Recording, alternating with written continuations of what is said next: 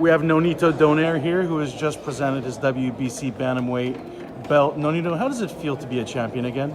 Feels great, man. You know, especially with this tournament and fighting the best out there. I mean, you can't have it any other way. You know, it just feels great. You made some sacrifices for yourself in going back to 118. How did that feel from a physical standpoint?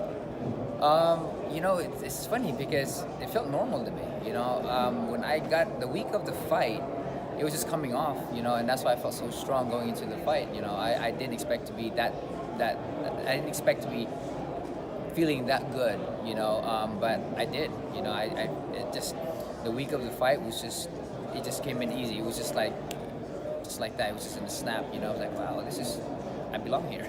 You know. Usually, when boxers age, of course, shedding that weight is a lot more difficult as they grow older.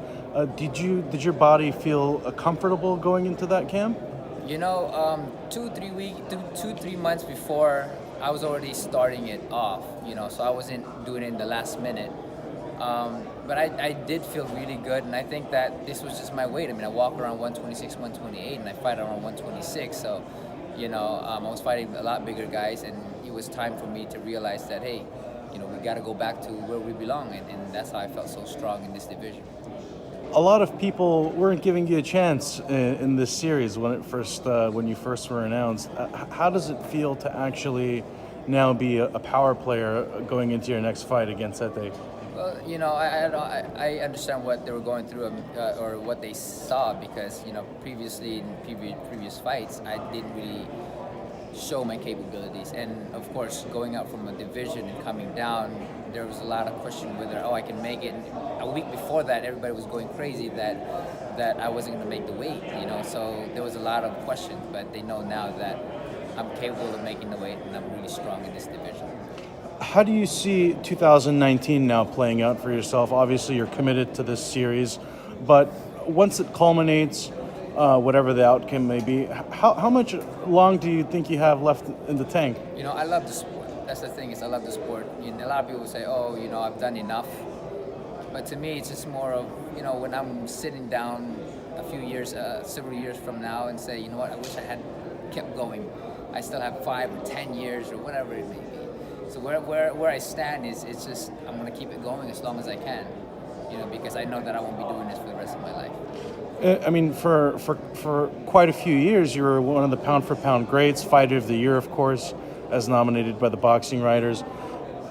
Do you think you've found some resurgence in your career right now? You know, I think it was just finding the right moment and just finding the right mentality. You know, you come in and you get to the top and you feel that what's next, you know, and so you get into this kind of cycle in my mind that I wasn't performing well, you know, and there was a lot of excuses in my head, and now I'm finding myself that, hey, you know what, this is what I love doing, and this is what I'm going to be doing, and this is what I'm going to be giving everything that I got, and then, you know, and this is why you're seeing a good result within me, and there's going to be more to come, I believe.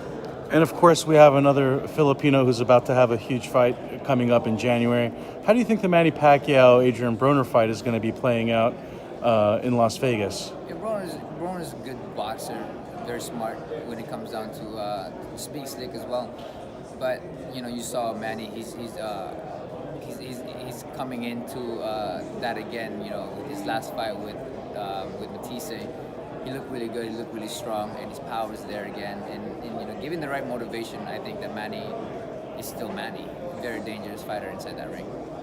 And of course, you're both two of the legends in the Filipino boxing community and throughout history.